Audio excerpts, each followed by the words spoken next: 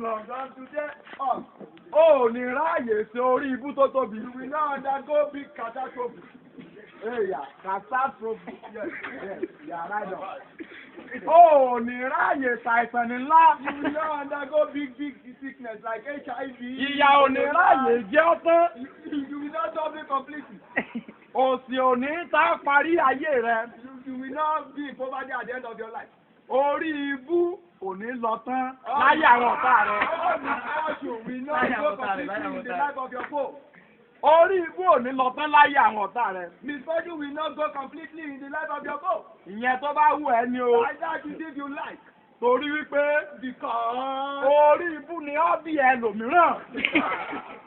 Because misfortune is the hobby of some people. They like it. Recreational activities àwọn mìíràn ní ìyà. Recreational activities of some people is suffering. Tí ò bá rí bẹ́ẹ̀ ni ẹ̀yin èèyàn mi. Báwo ni wọ́n ṣe fún ọ ní ilé ní ETF? How would they give you the sọ́ọ̀lọ́ allocate you to easy house? Wà wá tà wà wá mọ skọ́ọ̀tì ní block 5. Ó ṣe pé o ti bá ìyà múlẹ̀. That means you are in covenant with something. O ti bá ìyà múlẹ̀. You are in covenant with poverty. Ìyàwó à ń jẹ ọ́ bí iṣu ẹ̀gbẹ́. You are now undergoing something. Ọ̀ ń jẹ ìyà bí iṣu ẹ̀gbẹ́. You are now undergoing something and this you are eating. Olúwa ṣe tán láti tú ọ sílẹ̀. God is ready to liberate you. Olúwa ṣe tán láti tú ọ sílẹ̀. God is ready to liberate you. Kí o kàn fi ayé rẹ fún Jésù. You need is just to give your life to Jesus Christ. Tí o bá ṣe tán láti bá Jésù ìyá lóhùn. Na ọwọ́ rẹ sókè. Raise up your hand. Na ọwọ́ rẹ sókè. Raise up your hand. See, I see very happy. Na ọwọ́ rẹ sókè. Raise up your hand. You are ready to pray. A ti sọ tẹ́lẹ̀. We have said before. Wípé tó ní ọ̀nà náà. We said narrow is the way. Tí ó lọ sí ọ̀run rere. That leads to the kingdom of God. Ó yé mi yéké. And understand absolutely. Pé bí ó ṣe tèmi àti ará ilé mi. See for me and my family. Olúwa ni àwa ó sìn. We will worship the Lord. Olúwa ni àwa ó sìn. We will worship the Lord. Àwa ti ṣe tán láti bá Jésù jù. We are ready to pray something we give God. Nítorí náà ló jẹ́ pé ìgbà tẹ́yìn ń jẹ ẹ̀wà. When you are hitting me. Àwa ń jẹ ìyà. We are undergoing. Àwa sì ń jẹ ìyà kí á má bàa ṣe jẹ ìyà ní. So we are undergoing something so that we will not be able to undergo something. Ṣùgbọ́n ẹ̀yin ń jẹ ẹ̀wà kí ẹ lè bá a jẹ ìyà. You are eating me so that you can undergo something later. Ẹ ń jẹ ẹ̀wà kí ẹ lè bá a jẹ ìyà. You are eating me so that you can undergo something later. Òṣùwọ̀n kékeré lẹ fi ń jayé. You are using small mayor to enjoy life. Àmọ́ òṣùwọ̀n ńlá lẹ ó fi jẹ ìyà ní ọ̀run. They will use big mayor to mayor your punishment for you. Agolo tomato láyé tẹ̀ ń jẹ. You are using tomatoes to enjoy the mayor what do you have to do? Ayé tẹ̀ ń jẹ tomato. Water forest ìlà òfin wọn ìyá ayé náà. They will use water forest to measure your punishment. Water forest la òfin wọn ìyá ayé náà. Water forest is the measurement of your punishment. Ta ló ṣe tán lẹ́ẹ̀kan sí? Daddy ọ̀sùnmọ̀ láti bá Jésù jẹ̀yà. Yes, probably we can. Ìyà rere ni wọ́n fẹ́ jẹ́ ń tẹ̀. Yes, ikú rere ni wọ́n fẹ́ kú tẹ̀. Yes, nítorí wípé because. Economics tó ń ṣe nífẹ̀ẹ́. Wọ́n ń ṣe nǹkan bẹ́tà lọ́rùn. Kú lónìí fún Jésù. Para rẹ lónìí fún Jésù. Kó o lè lọ Harvard tó wà ní Paradise. Kó o lè lọ yọ California tó wà ní Paradise. Tó o bá kọ̀ láti kú fún Jésù lónìí. Ikú burúkú ló kù lọ́rùn. Mo sanction rẹ̀ lónìí. Pé ọyá kú sí inú ògo. Wọ inú ògo rẹ lọ. Wọ inú ògo ọ̀run lọ. Ọ̀pọ̀lọpọ̀ nínú yín. Ogun lé ìyá àti bàbá. That is the problem of family. Tó wà fẹ́ kí GP ayé yín. The witchcraft that is affecting your GP. Òun náà ló tún mú kí ọkàn yín kí ó yí bì. It make you develop self-minded. Láti fi ayé yín fún Jésù. That you have out of stone to turn your life to Jesus Christ. Mo wí tèmi o. I told you today. Àrùn mi mọ́. And free. Kò sì jọ mí lójú.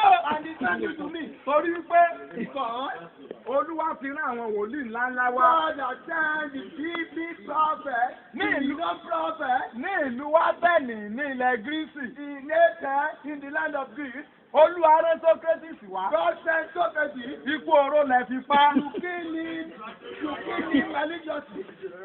Ní ìlú India, In the land of India, Olúwa rán Gandhi wá. God sent Gandhi Ikú oró lẹ fi pa. to kill him religiously. Ó wí ẹ ò gbọ́. He said many things, you are not ready to live it, you are not ready to hear his word. Lọ́jọ́ ọjọ́ tí In the olden days, Ọlọ́run rán Àsìkíwè wá. God sent a people way Sí ilẹ̀ Ìgbò. to the Igbo people. Yóò ṣe àǹfààní You kan don't tẹ̀ fi allow pa. him to not to deliver before you kill him. Awólọ́wọ̀ ti wá. Awolowo has come. Fún lọ́wọ́. You don't respect him.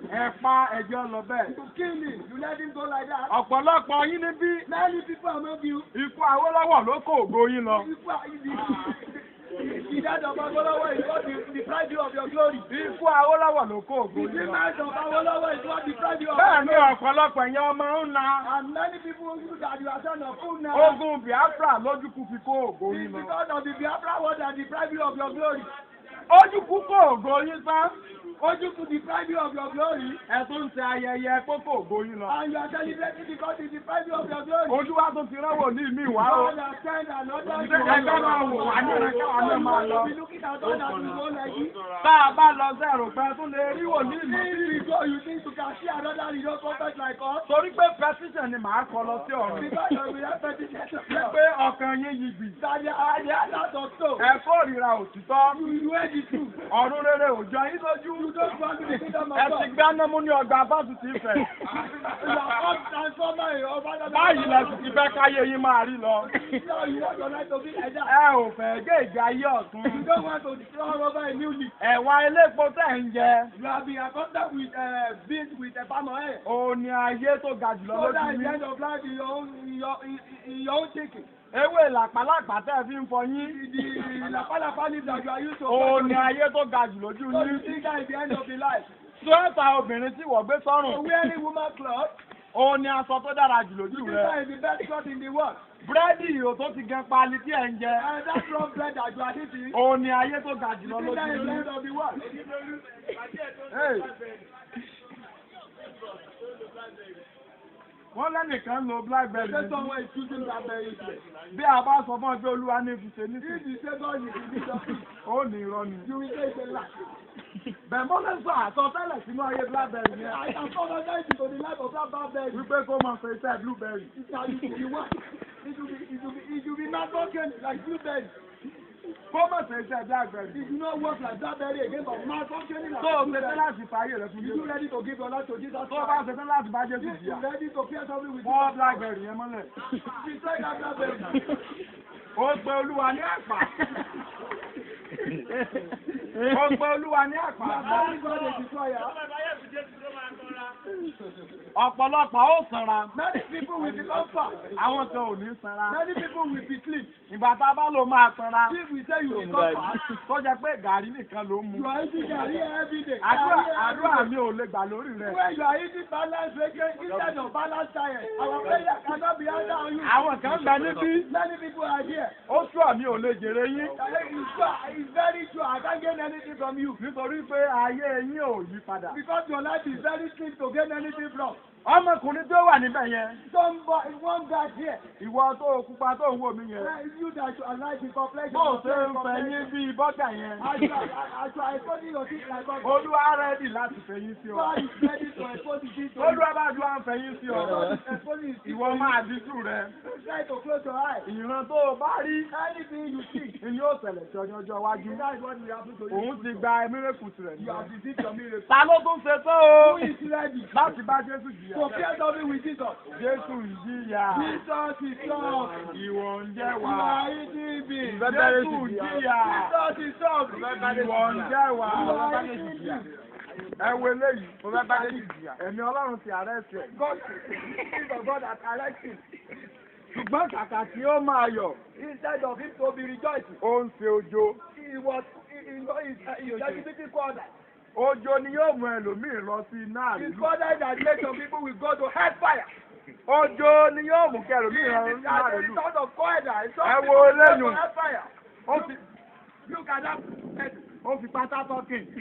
He's ready inside the fine. Ó ti ṣetán láti bá Jésù jìyà. He's ready to face something with Jesus. Ẹ mú wá sí àyìn. Bring him here. Ẹ mú wá sí àyìn. Bring him here. Nítorí pé ó ṣetán láti tọ̀ ọ̀nà náà. Because he's ready to walk in the way. Ọ̀nà tóóró tó lọ sí The narrow way that leads to the kingdom of God. ọ̀nà tóóró tó lọ sí The narrow way ọ̀nà. that leads to the kingdom of God. Ní báyìí, Now, ó tó láti kọrin. we are ready. Now it's the time to praise God. Àsìkò láti kọrin. It's time to praise God. Láti yan Ọlọ́run. To praise God. Tí ó fi ọmọ rẹ̀ sílẹ̀. That is deliver his only son. Láti jìyà. To suffer. Ẹ wo ọmọkùnrin tó lọ yẹn. Look at that guy that is so. Ìyà ló jẹ́ kó pa lórí. It's because of something that make him develop body-headed. Ìyà ló jẹ́ kó pa lórí. He developed body-headed as a result of suffering. Kìí ṣe pé Ọlọ́run mọ̀ọ́mọ̀ pa It's lórí. not God deliberately make him develop body-headed. Ó tún wá fẹ́ sọ bàmà. You now want to play have the real court in Obama style.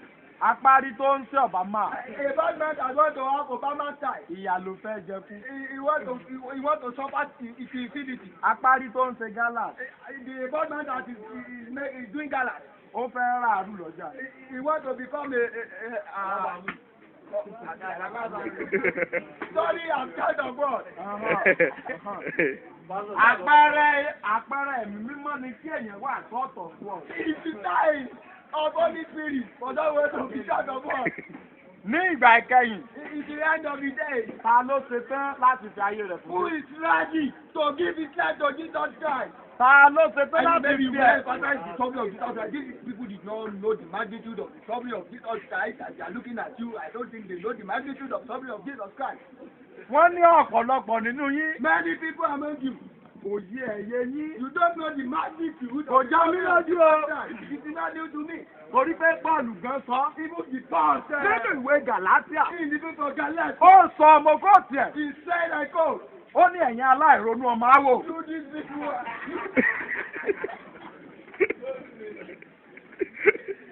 Ẹ̀yin aláìronú ará Gálátíà. You these foolish guys of Abo. Èé ti ṣe What happened? tí ẹ̀yin kò fi mọ ohùn Olúwa. That you did not recognize the voice of God. Yàtọ̀ sí ohùn àwọn ọmọ ayé. From the you can't differentiate from the word of God, from the word of the worldly people. Èé ti ṣe tí ẹ̀ ò fi mọ ohùn Jésù. What happened that you do not recognize the voice of Jesus Yàtọ̀ Christ? fún ohùn àwọn pọ́tà. From the voice of the pastor. Olúwa rán mi sí yín. Olúwa rán mi sí yín lónìí. God sent me to you today. Ẹ bá Ọlọ́run làjà. Ẹ bá Ọlọ́run làjà.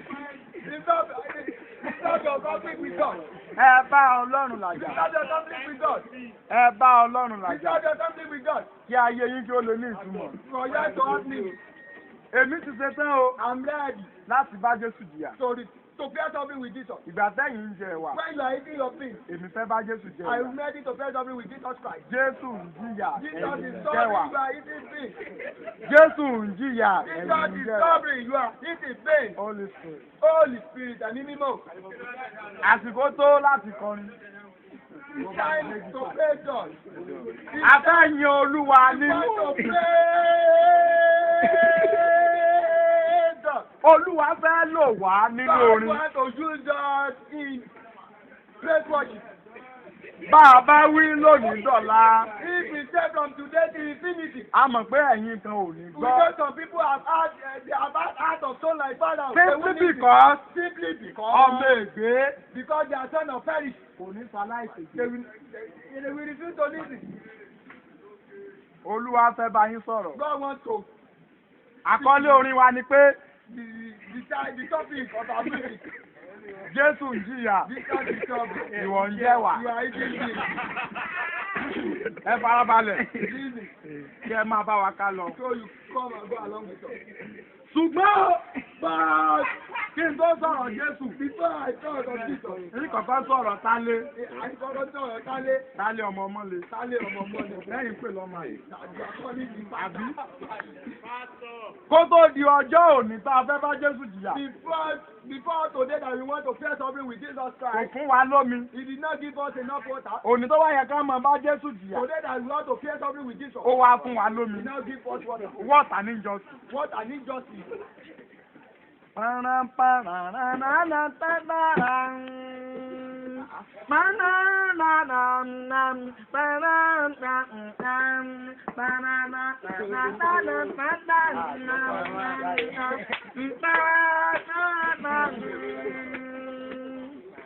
Ará mi ẹ̀jẹ̀wẹ́ tẹ́tí gbọ́ àkọlé orí ọ̀rọ̀ mi ẹ bá mi ká lọ.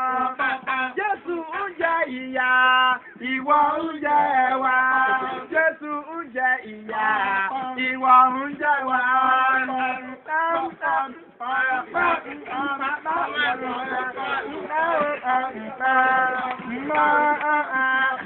Jésù ń jẹ ìyà, ìwọ ń jẹ ẹ̀wà. Jésù ń jẹ ìyà, ìwọ ń jẹ ẹ̀wà.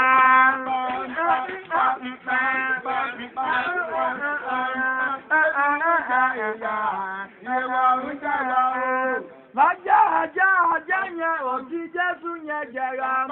Ó ké pe Ọlọ́run lọ́run, Ọlọ́run kò dáhùn. Ó ní bàbá o. Ṣe tí o fi kọ̀ mí sílẹ̀ sọ́wọ́ ẹni ìgbì. Wọ́n na Jésù lọ́rẹ́, wọ́n fún ní bùlálà, wọ́n gbá ọlọ́gọ̀ òkò, wọ́n fọ́ ọ lẹ́nu. Ìgbà tó fún Jésù,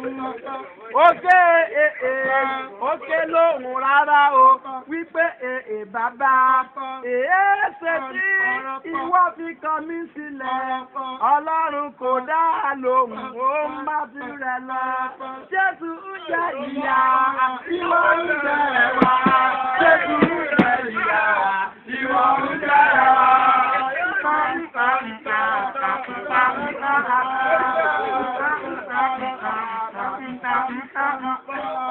Mò ń ké pé ẹ̀yin ará mi, ẹ̀ta tí gbẹ̀lẹ̀ jẹ́ ẹgbóhùn Olúwa ń sọ. Ó rán mi sẹ́yìn òtòṣì nínú jìbì. Ó ní kí n bá yín sọ̀rọ̀ ọ̀rọ̀ Ọlọ́run. Ìwé tí ẹ ń kà yẹn kò pé yín rárá. Ọ̀pọ̀lọpọ̀ ló ti ṣìnà nínú yín. Ọ̀pọ̀ tó yẹ kó mí adáko ẹ̀gẹ́ lábúlé. Wọ́n wá sí ìfẹ́, wọ́n tún wá ń sọ̀dí. Òun ṣe kẹ́mísírì iṣẹ́ oníṣẹ́. Tó bá wá yá, ẹ máa wí pé kẹ́mísírì burú o White House ni. Ọ̀pọ̀lọpọ̀ tó yẹ kó mí àgbẹ̀kànga o. Wọ́n wá lọ ń ṣe jíọ́lọ́jì lọ́gbà yìí. Ọ̀pọ̀lọpọ̀ nínú yín ẹ̀yin ará mi. Abẹ́rẹ́ ẹran ló yẹ kí ẹ̀mí ẹ̀gún. Ẹ wá lọ ń fi àsìkò yín ṣòfò. Ẹ ń ṣe mẹ́sìn iṣẹ́ oníṣẹ́. Kàwé pé ẹ ti ṣe tán láti bá Jésù jìyà. Ayé eyín kò bá nítumọ̀ gidi. Jésù ń jẹ ìyà, ìwọ ń jẹ ẹ̀wà. Jésù ń jẹ ìyà, ìwọ ń jẹ ẹ̀wà. Jésù ń jẹ ìyà, ìwọ ń jẹ ẹ̀wà. Jésù ń jẹ ìyà, ìwọ ń jẹ ẹ̀wà.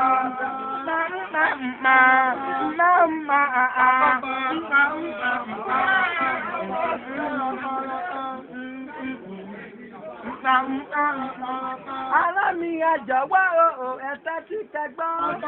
Ọ̀rọ̀ látòrí tẹ̀mí mọ̀ wá lè yí. Ọ̀pọ̀lọpọ̀ ló yẹ kí ẹ fi lè lé ọdún. Ṣùgbọ́n torí ọmọ abàmì tó ń bẹ níbí. Àwọn ọmọ ọlọ́bẹ̀ tí ẹ kó sí mọ́re mí. Nítorí wọn lè fi ń gba àwẹ̀ ọjọ́ mẹ́ta. Kẹ́lẹ́ rí owó oúnjẹ yín rásùyà. Tẹ́fà sí rásùyà yẹn tán o irọ́ ni. Ọmọ yìí ó máa jẹ sùyà ní tirẹ̀.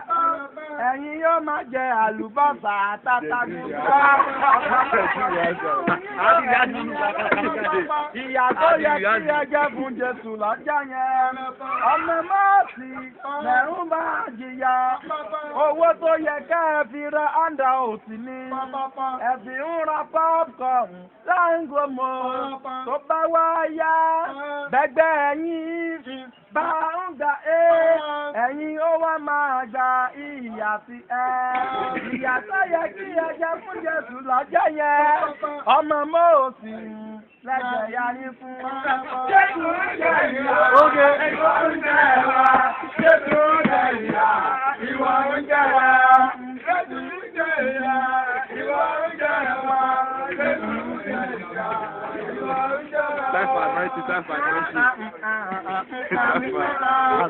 Ẹ̀wọ̀ ọmọdé yẹn ò tó ń yí bàrò lọ.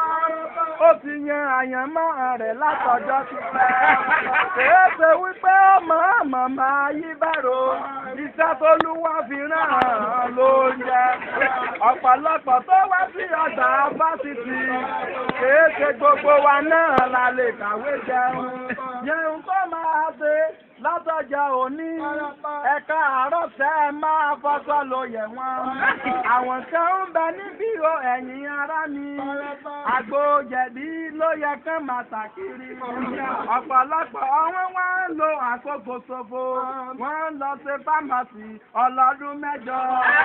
Aláàbí tó máa ta àgúnmu ibà àti àgúnmu nẹ́rùn pẹ̀lú jẹ̀dí. Wọ́n fi àsìkò Olúwa ṣòfò. Wọ́n fi àsìkò ilé wọn ṣòfò. Jésù ń jẹ ìyà, ìwọ ń jẹ ẹ̀wà. Jésù ń jẹ ìyà, ìwọ ń jẹ ẹ̀wà.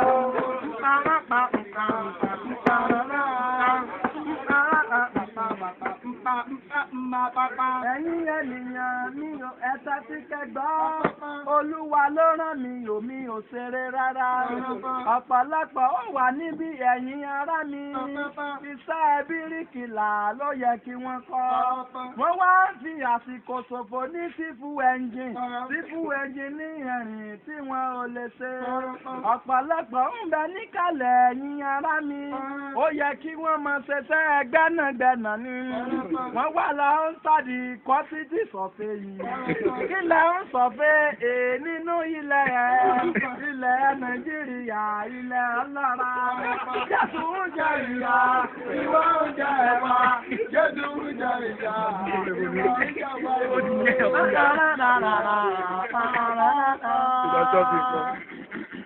Ẹ̀mí Ọlọ́run tún gbá mi mú lọ́rùn níbí. Ó ní àfi tí n bá sọ ọ̀rọ̀ yẹn jáde. Olúwa ìwọ lèmi ẹ̀sìn títí ayé. Màá jíṣẹ́ tó rán mi ò fáwọn ẹlẹ́ṣẹ̀. Màá jíṣẹ́ tó rán mi fáwọn ọ̀nìyàn. Màá jíṣẹ́ tó rán mi ò fún gbogbo wọn. Olúwa ní kí n sọ fún àwọn kan níbí. Olúwa ní kí n bá wọn sọ̀rọ̀ tó níye lọ. Ó ní kí n sọ fún yín wípé ọ̀nà ọlọ́nà tí ẹ bá tọ́ ìlú onílùú lẹ́mí àjàsí ẹlẹ́kìlẹ́kì ló wá ṣe lọ́gbà yìí. Ẹlẹ́kìlẹ́kì ló wá kọ́ sínú bábílò nínú yàrá rẹ̀. Ó mọ́ra rẹ̀ o, ìwọ tí mo ń wí. Iná ọ́pẹ̀tì lásán o ti sá lọ. Wọ́n tó fẹ́ di ẹyin ní lọ́jọ́ iwájú. Iná tọ́sí bá dùn kò ti sá lọ. Irú ẹyin tẹ máa dáná fún wa nílẹ̀ yìí ní Nàìjíríà ń bíríjì jọ. Jésù ń jẹ ìyà, ìwọ ń jẹ ẹ̀wà. Jésù ń jẹ ìyà, ẹni ń jẹ wà o.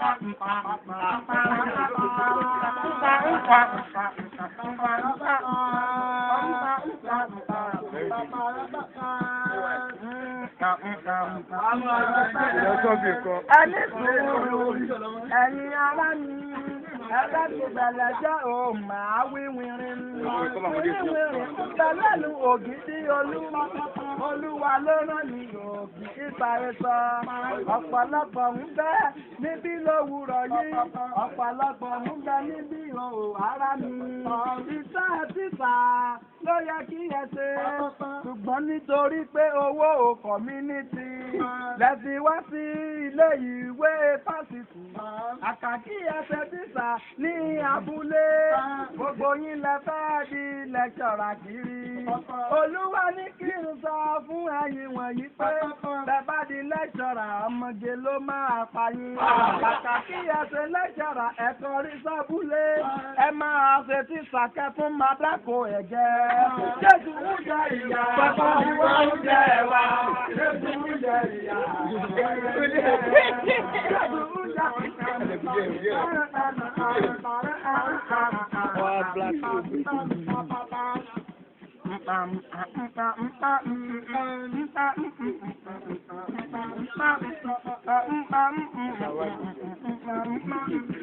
Ẹ̀yin ará mi o, ẹ̀tẹ́ ti kẹgbẹ́ mi, ọ̀rọ̀ tí mo fẹ́ sọ o, ẹ̀tẹ́ ti gbọ́ mi. Ṣé bó ti yẹ kí ọgbà yìí rí i lórí? Fásitì ìfẹ̀gbẹ́sẹ̀ ti tẹ̀lá forúkọ rẹ̀. Ẹ wo ìyà tí a máa lè fi oúnjẹ wá. Ẹ wo ìyà tí a ń jẹ ò láti ọdún kan. Látọjọ́ tí Union bá ti bàjẹ́ láyé ọ̀pọ̀lọpọ̀ ìpolúkúrú. Kí ni ẹ ṣe o? Fún Fábọ̀rọ̀ dé tó fi sọ̀sẹ́ndì Union wá mọ́. Kí ni a ṣe o? Fún Sálẹ́ ọmọlé tí kò fi retí sí Union wá mọ́. This is a clearly àká lọ gbé tó ti fẹ̀ ẹ̀jẹ̀ agbéra sọ. Táwọn ìgboro tí a ń gùn nípa márùn-ún ó ti di múrí kan òkò sí ìtàrí ṣe sí. Bébí àtẹ̀lẹ̀ tí a ń gùn ní múrí kan ó di múrí méjì a sì ń dákẹ́ o. Ẹ fúnra sílẹ̀ kọjá ìgbèdìde ìyà ń bọ̀ lọ́nà tí a ò bá ṣọ́ra. Ẹ jẹ́ ká múra sílẹ̀ kọjá àkàn. Massive movement ń bọ̀ ẹ̀yin ará mi. We must be ready to protect our interests. We must be ready to fight for our tomorrow is very important. Our today must be glorious. Jésù ń jẹ ìyà, ìwọ ń jẹ wá. Jésù ń jẹ ìyà, ìwọ ń jẹ wá. Jésù ń jẹ ìyà, ìwọ ń jẹ wá. Jésù ń jẹ ìyà, ìwọ ń jẹ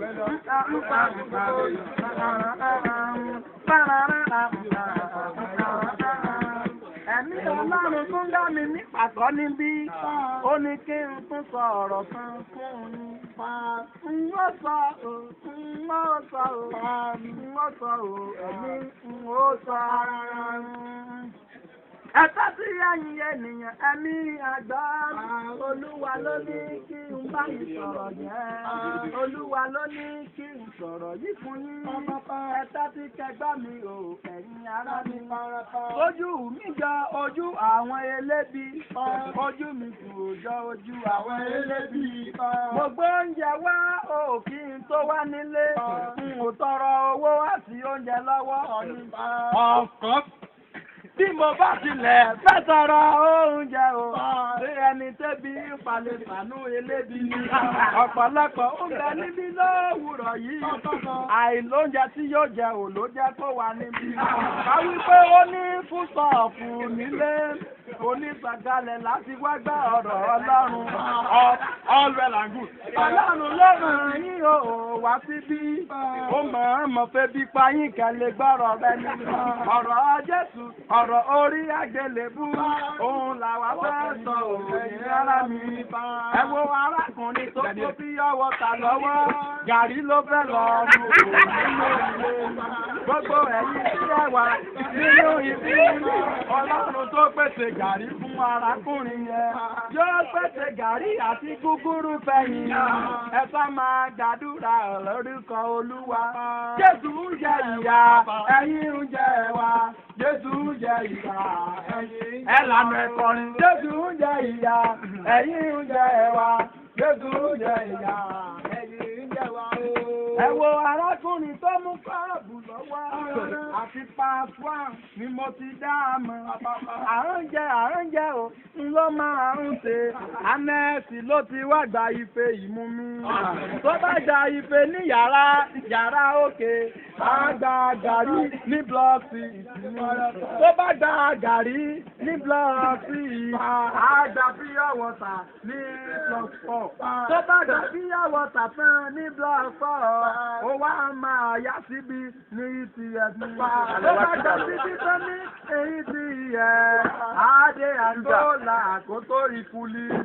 Ìgbà tó bá wá kó gbogbo ẹ̀jẹ̀ ara mi. Tó bá wá mu gàrí yẹn tẹ́ o ẹlẹ́gbẹ́ mi. Torí wọn náà wọn ó máa ta mí o. tí mo bá sọ àsọtẹ́lẹ̀ wípé wọn ó fẹ́ra ọ̀nà dàtírú àwọn yẹn á fi fẹ́ra ọ̀nà dàtírú àwọn yẹn á fi fẹ́ra ọ̀nà dàtírú àwọn yẹn á fi fẹ́ra ọ̀nà dàtírú àwọn yẹn á fi fẹ́ra ọ̀nà pàpà.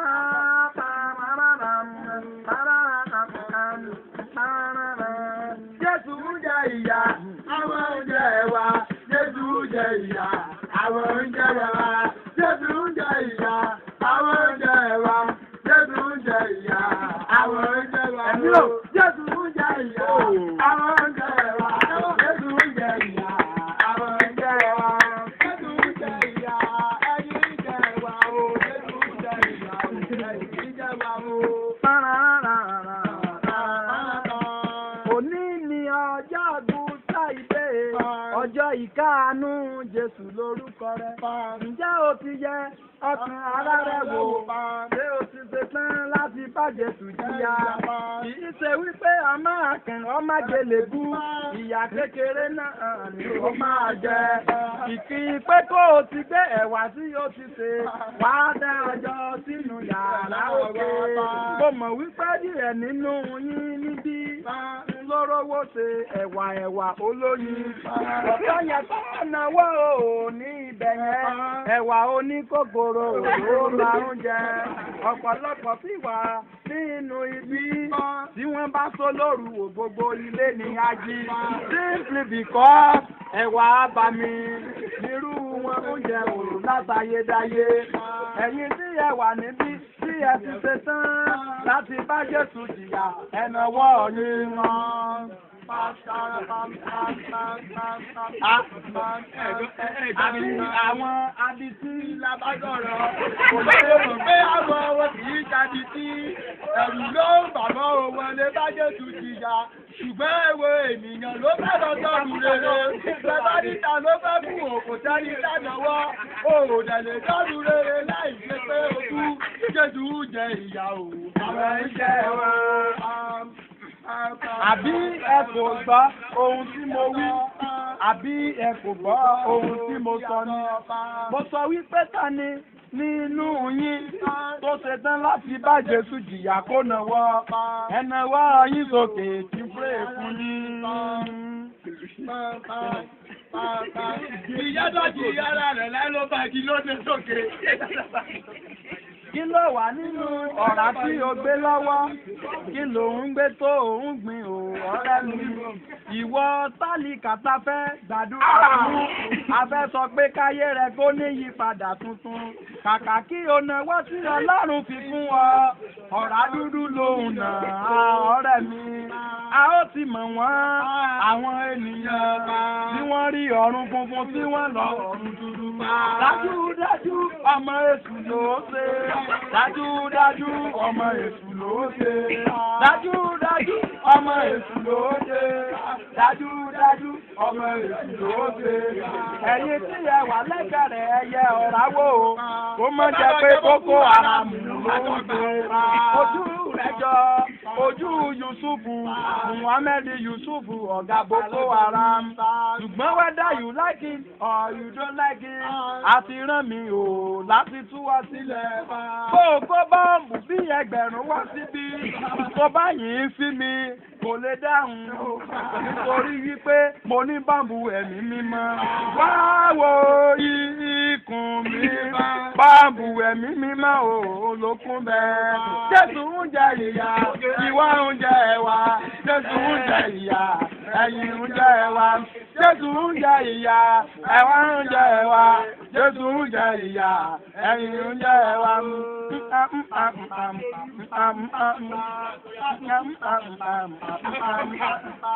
Mi ò fẹ́ kí ẹ tún máa sọ̀rọ̀ mi lẹ́yìn. Ọ̀pọ̀lọpọ̀ ń bẹ níbí lówùrọ̀ wí o. Ìwé ló yẹ kí ẹ kà, ẹ ò kàwé. Tó bá wá yàtẹ̀ bá gba òdo lójú ẹja. Ẹ ó máa kí pé wòlíì àgbáyé Ògìdì Olú ló kó báyìí. Èmi kọ́ o, ni mo kó báyìí. Kò sí bí a ti lè ṣe ẹ̀fọ́ ebolo tí kò nírun àyàn ẹ̀yin ará mi. Ọ̀pọ̀lọpọ̀ ń bẹ níbí lówùrọ̀ yìí o, tí mo bá gbọ́ wọlé wọn lórí jù bẹ́ẹ̀ lọ. Kódà kí Gbénga Adébóyè kún tún kún, kí bàbá Adébóyè kó tún gbé wọlé wọn, kí wòlíì Oyèdèpò gbọ́ wọlé wọn lórí. Odò lójú ẹja náà ni màá gbà. Gbogbo ẹ̀yin tí ẹ bá fẹ́ gbà á tó làtàn òun mò ń sọ. Ẹ̀sùn mọ́ bí o kí n blẹ́sì yín kí ẹ ṣe wèrè wọnú jíìpì ògo lọ. Gbogbo ẹ̀yin tí ẹ bá ṣe tán láti lo ògo tó làtàn òun ni mò ń sọ. Ẹ̀yin tí ẹ wà níbí you are blessed. Olúwa ló sọ fún mi o ẹ̀yin ará mi. Ẹ ò ní ráàyè sórí ibùtán. Ẹ ò ní ráàyè sórí ibùtán. Oríire o lẹ́yìn ó máa ṣe. Oríire o lẹ́yìn ó máa ṣe. A ò tí sọ̀rọ̀ tán Ifá tí ń ṣẹ. A ò tí kápá sílẹ̀ Ifá tí ń ṣẹ. Mo ní kẹ́nìkan ṣe wèrè wọnú àwò lọ. Ẹ wò kó tí ń ṣe wèrè wọnú àwò lọ. Ẹ̀mí Ọlọ́run kì í parọ́. Ẹ̀mí Ọlọ́run kì í parọ́. Ẹ̀mí Ọlọ́run kì í parọ́. Ẹ̀mí Ọlọ́run kì í parọ́. Ó yá ìjàbí permanent. Ìjàbí permanent. What a lot of time for you. Ìjàbí permanent. Ìjàbí permanent. Ìjàbí permanent. What a lot of time for you. Ìjàbí permanent. Wèrè á permanent. Wèrè á permanent. What a lot of time for you. Wèrè á permanent. Wèrè á permanent. Ìjàbí permanent. What a lot of time for you. Ìjàbí permanent. Ìjàbí permanent. Kéèdùn kó pọ̀ sókè. What a lot of time for you. Ìjàbí permanent. Kéèdùn kó pọ̀ sókè sóhun lábẹ́ òde. Ẹ̀wà máa relé ẹ̀yìn ọ̀nìyàn. Àsìkò yìí ẹ wá lọ sí kàwé eyín. Èmi ti ṣetán mo ti sáyìn lọ́dọ̀ bàbá. Ìyàlè mi fẹ́ jẹ fún Jésù lónìí. Tí kò bá rí bẹ́ẹ̀ mi ò ní máa ké. Mò ń sọ̀rọ̀ jáde láti wákàtí mẹ́ta. Ọ̀kan nínú yín kò tilẹ̀ rò pó yẹ pé kó lọ ra sọ́ńtọ̀ bíi múrí kan wá. Ó tún fi ké làkàṣẹ́ra kan sí i. Kó fẹ́ni lọ́kàn òkó fún ìntàpítà mi. Àti mẹ̀yìn dẹ̀ wà níbi elébi. Kápẹ́ ẹ ní ẹ̀wà àti ọ́sẹ̀ẹ̀tì ní. Àsìkò yìí ló yẹ kí yẹ fi máa ṣe ẹ̀wà yín. Kèé ṣe pé ó wù yín láti bá Jésù jọba. Ó sì túwọ̀ ẹ ò ní bá Jésù jọba. Ó sì túwọ̀ ẹ ò ní bá Jésù jọba. Ó sì túwọ̀ ẹ ò ní bá Jésù jọba. Simply because Jésù ń jẹ ìyà, ìwọ ń jẹ ẹ̀wà. Jésù ń jẹ ìyà, ìwọ ń jẹ ẹ̀wà. Jésù ń jẹ ìyà. Ìwọ ń jẹ ẹ̀wà, Jésù ń jẹ ìyà. Ẹ máa lọ, àlọ́ rámi, ẹ wá máa lọ o, ẹ máa lọ, ẹ wá máa lọ o, ẹ máa lọ, ẹ máa lọ, ẹ máa lọ, ẹ máa lọ. Ẹ wo ọkùnrin onírun kúkú tó ń bọ̀ yẹn. Gàrí ló fẹ́ mu láàárọ̀ ọjọ́ ìsinmi. Ọjọ́ tó yẹ kó fi bá Jésù jìyà rèé. Gàrí ló gbé lọ́wọ́ àti pure water kún. Pure water tí ò ní NAFDAC number. Ìyẹn lòun fẹ́ràn ní tirẹ̀ láyé rẹ̀. Tó bá rí èyí tó ní NAFDAC kò ní rà á. Tó bá rí table water kò ní lọ. Nítorí wípé kò bá a lára mu. Àwọn nǹkan oníke kò bá a lára mu. Omi ọmọlé àti omi fábọ̀rọ̀ dé. Òun ló fi dàgbà sí ọgbà abẹ. Pọ́ọ̀sì ọdún mẹ́rin o ló wá ṣe. Ọdún kẹjọ rèé tó ti wà ní ibi. Pọ́ọ̀sì ọdún mẹ́rin ibi etí ẹ̀kọ́. Ayé rẹ̀ àgbà ọ̀tún tó bá wá rí wa. Jésù ń jẹ ìyà, ẹ̀yin ń jẹ ẹ̀wà. Jésù jẹ ìyà. Àwọn náà mo ti o. Jésù jẹ ìyà. Ẹ̀yin náà mo ti o. Bóyá kí n tilẹ̀ sọ̀rọ̀ kan nípa èyí emotional struggle òun ni mo fẹ́ sọ. Ọ̀pọ̀lọpọ̀ ọyìn tí ẹ ń lọ mọ́ o, tí ẹ ń lọ mọ́ Remi o àti alumni. Wọ́n sọ pé ẹ ní Bíbélì tí ẹ máa ń kó. Wọ́n ní ọ̀rọ̀ Jésù lẹ máa ń sọ. Ọ̀pọ̀lọpọ̀ ọyìn ẹ fi ẹ̀sùn kan Jésù. Ẹni Jésù ṣe emotional struggle o. Nígbà ayé Jésù ẹ̀yin lẹ wí bẹ́ẹ̀. Kìí ṣèmi ni mo sọ o, ẹ̀yin ará mi. Mary Magdalene àti Màtá. Wọ́n ní Jésù máa ń lọ dédé. Ẹ wá ń sọ wípé emotional struggle nìyẹn. Ẹ̀yin lẹ sọ bẹ́ẹ̀ o, èmi kọ́ ni mo sọ. Ṣùgbọ́n lásìkò tí a wà yìí, Jésù ń jẹ ìyà. Ẹ̀yin ló mọ̀ ẹ̀wọ̀n.